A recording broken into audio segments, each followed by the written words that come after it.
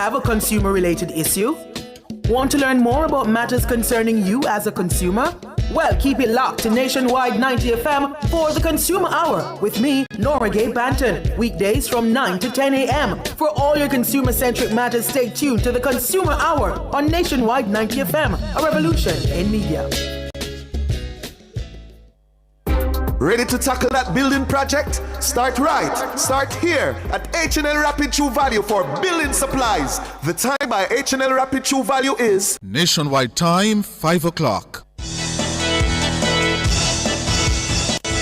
From the Nationwide News Network, comprehensive, incisive, tough. This is Nationwide at 5. Good afternoon, I'm Ricardo Brooks. And I'm Robian Williams. In Nationwide News at this hour, questions are swirling online as to whether the police were caught planting a magazine during a traffic stop.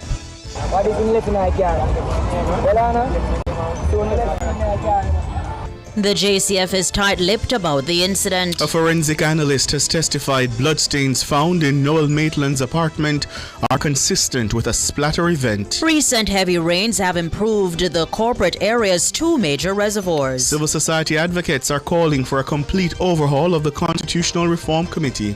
I think that the Prime Minister and the Leader of the Opposition should put on their agenda the establishment of a Constitutional Commission of Parliament.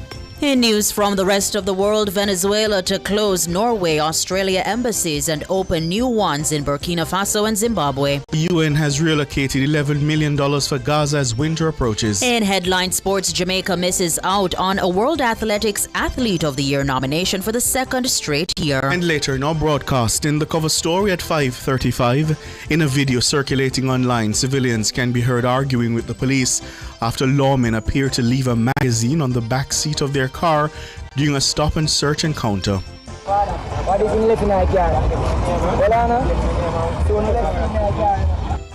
JFJ spokesman John Clark and attorney at law Bert Samuels will join us. In Public Opinion at 6:26, we ask, what's your reaction to the Trump-broken ceasefire in Gaza? Give us your comments by logging on to our Facebook page, Nationwide News Network, and by tweeting us at Nationwide Radio, and message us on WhatsApp at 876-285-5693. You can also leave your comments on Instagram at Nationwide 90 FM. In the nation's business at 6:40, the Prime Minister has invited the opposition leader to resume Vale Royal talks on constitutional reform. Attorneys Hugh Small and Lloyd McFarlane will weigh in. At 7, U.S. President Donald Trump calls for a new era of harmony in the Middle East during a global summit on Gaza's future on Monday, trying to advance broader peace in the region after visiting Israel to celebrate a U.S.-brokered ceasefire with Hamas. We'll get reactions from senior fellow at Harvard Kennedy School of Government, Professor Richard Parker. All these and more as we take you home on air on your mobile, Nationwide 90 FM, RevoNews.ai, and on the Revo News app. It's available on the Google Play and the App Store. This Monday afternoon, it's Monday, October 13, 2025.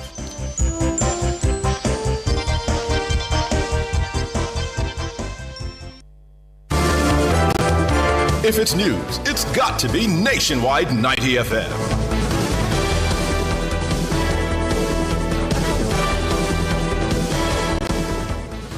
Now to the details. There are concerns this afternoon about the conduct of police personnel on duty during a motor vehicle spot check. It's unclear when or where the incident took place, but in a video being circulated on social media, occupants of a vehicle record members of the Jamaica Constabulary Force, JCF, searching their motor vehicle. At one point in the video, a policeman retrieves a magazine that the occupants of the vehicle alleged had not been there before. Khalesia Wright reports. One of the JCF members was seen leaning over on the back seat of the vehicle, appearing to search it before stepping away from the car. The policeman then proceeded to ask one of the occupants for his driver's license, which was presented and checked. It's at this point that another occupant called attention to what appeared to be a magazine that was left on the back seat under a black bag.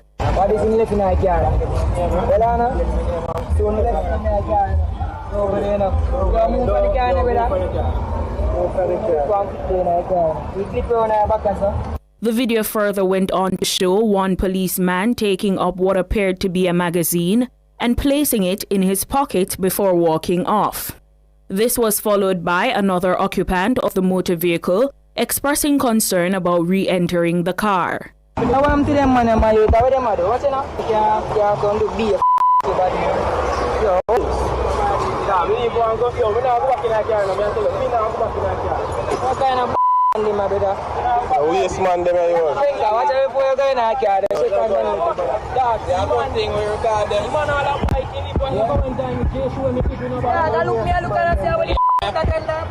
Meanwhile, social media users are raising concerns about the conduct of the police.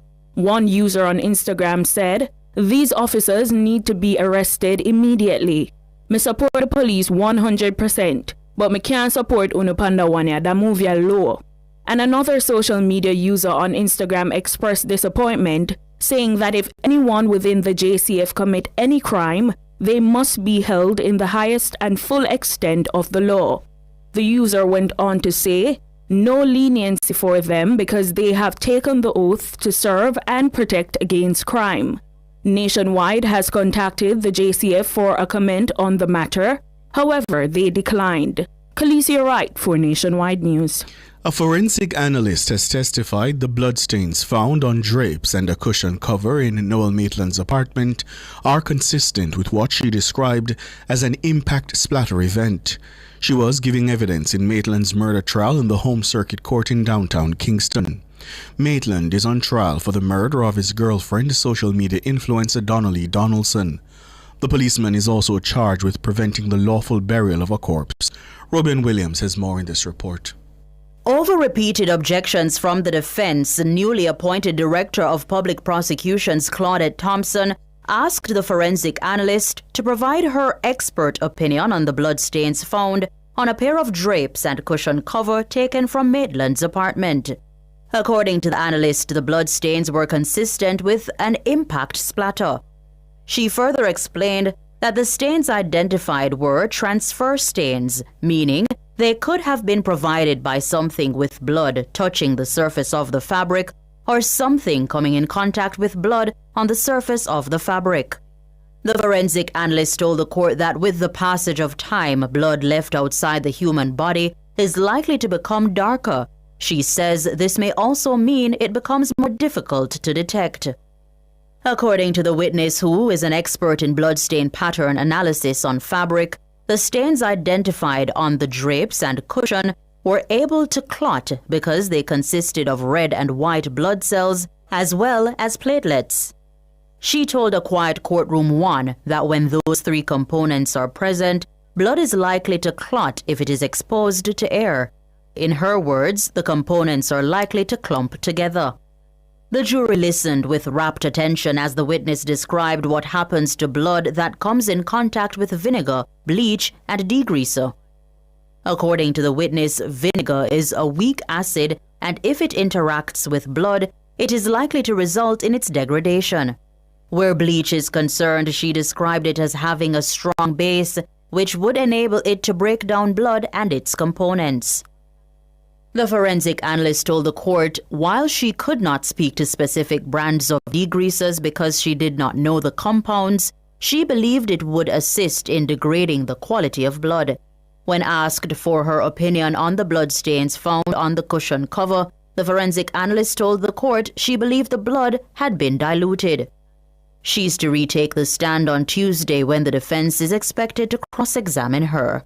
Robianne Williams for Nationwide News. Meanwhile, a toothbrush belonging to Donnelly Donaldson has been tendered into evidence. The forensic analyst broke the seal of an envelope and identified a toothbrush, which she told the court had been handed over to Indicom by Donnelly's mother, Sophia Lugg. The defense strenuously objected, telling Justice Leighton Pusey that there was nothing to confirm the chain of custody of the toothbrush.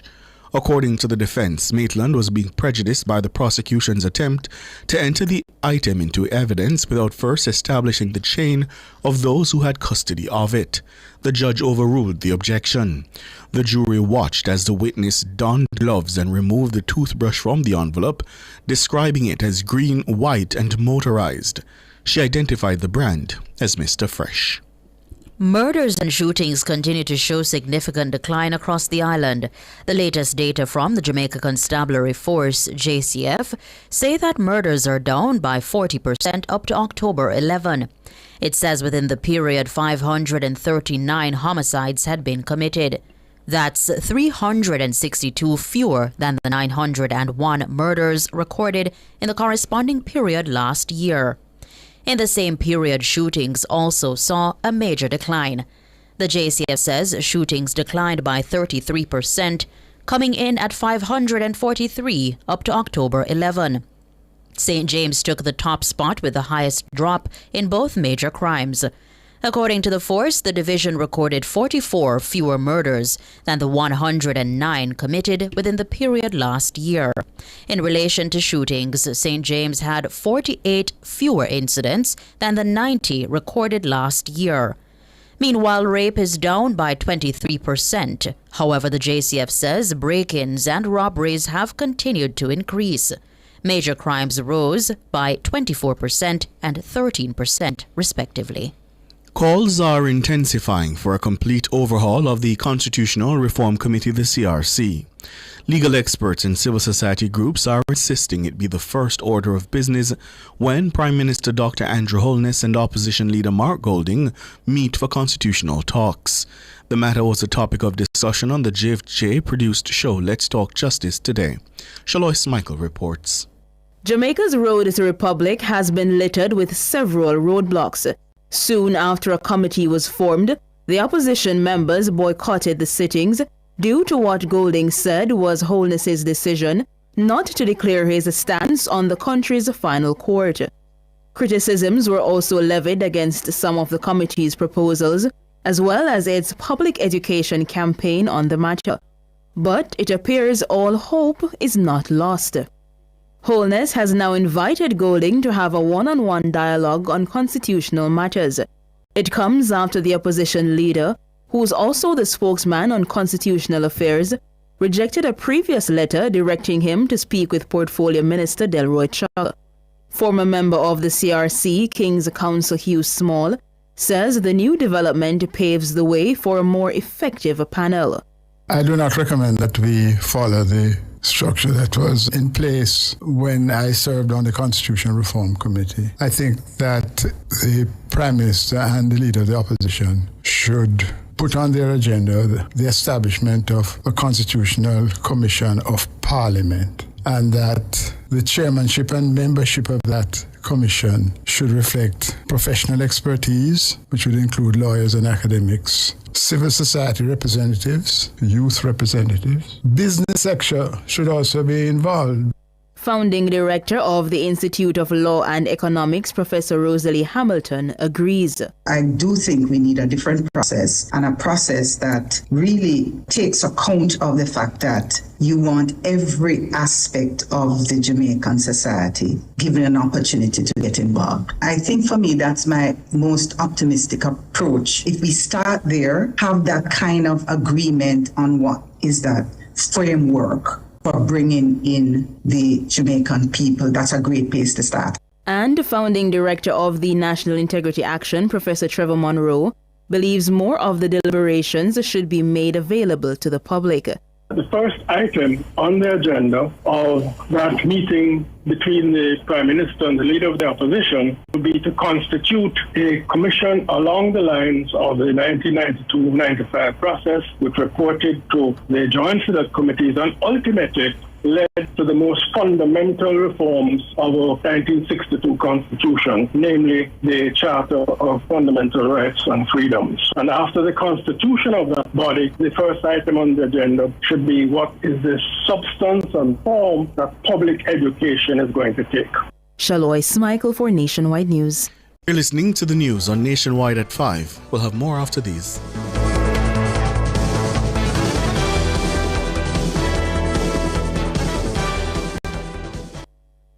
See twice the style for less at IQ Optical. Buy one pair of glasses and get your second and third pair half price. Don't miss out. Call 876-929-7732 or visit IQ Optical today, where clarity never looked sharper. The time by IQ Optical is... It's 14 minutes after 5. Rentokil Initial offers air purification solutions with triple filtration and unique auto-sensing capabilities that neutralizes malodor and replaces it with clean air. Call Rentokil Initial at 926-4236 for more details. The temperature by Rentokil is 31 degrees Celsius in Kingston, 27 out west in Montego Bay. MSME operators, the NWC MSME Amnesty is a lifeline. Grab it. Apply between September 1 and November 30, 2025. Visit nwcjamaica.com. Email us at customercare@nwc.com.jm. You can also visit any commercial office or dial 888-NWC. Get a 50% debt write-off on your small commercial account if you pay all other outstanding debts or sign a payment agreement to do so in 3 months. Apply today. Continuing the news, the National Water Commission (NWC) says the recent heavy rains have significantly increased inflows into the 2 major reservoirs in the corporate area. It says the Mona Reservoir in Kingston is nearly at 80% capacity, while the Hermitage Dam has reached a full storage level. The heavy rains, which started on the weekend, are expected to continue until Tuesday. The Met Service says the downpour is associated with a trough moving across the Western Caribbean. The Met Service says the unstable weather conditions will continue into Tuesday evening. The forecast is for showers and thunderstorms along with strong gusty winds, mainly across southern and northwestern parishes. A flash flood watch has also been extended for St. Thomas, Kingston, St. Andrew, St. Catherine, Clarendon, Manchester, St. Elizabeth, Westmoreland, Hanover and St. James. Persons are urged to take precautionary measures and be ready for quick action if flooding is observed or if the watch is elevated to a warning. Now, cybersecurity expert Trevor Forrest says hackers are using personal data being stored on phones to hack WhatsApp accounts. There's been a wave of WhatsApp hacking with many users being locked out of their accounts. We have a lot of data, a lot of information on our mobile devices. We also communicate with other people who have data via these devices. So it really boils down to a new conduit or vector for gaining access to data. And when you gain access to this data, you find that now you can do a lot of things with it. Forrest says hackers use accessed information to conduct criminal activities. These include impersonation and identity theft. Prominent public figures such as politicians and journalists are among those being targeted. Their WhatsApp accounts have been used to send out links or request for codes from persons in their contact list. Mr. Forrest says users should verify before giving out personal information. What you need to do is do not trust anything you get. Always verify what you get. If you see strange messages come up, either you don't respond, don't even open some of these messages, because the thing has gotten to a point now where you don't even need to click on links anymore. You know, once you open or even read the message, it can start the process. But what you want to do is, if you see strange messages coming from somebody that you know, pick up the phone and call him. Don't immediately respond. That's Trevor Forrest, a cybersecurity expert. He's also urging persons to attach a secure PIN, multi-factor authentication, and a backup email to their WhatsApp accounts.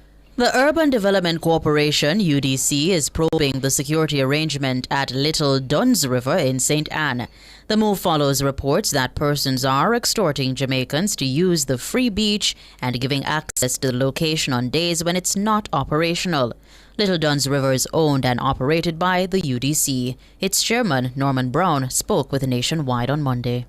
What we saw in the newspaper yesterday was a bit surprising, because so far, up until recently, we have not had any reports of that sort of activity there. And when it was brought to my attention yesterday, we initiated our internal processes to see where the system broke down, because we do have security personnel that's on the property during the time that it's closed as well as when it's open. So, we're a little taken aback. So I have asked my management team to get a report from them as to what really transpired, and then we will know what actions to take. Norman Brown, chairman of the Urban Development Corporation. World in a Minute is brought to you by ABC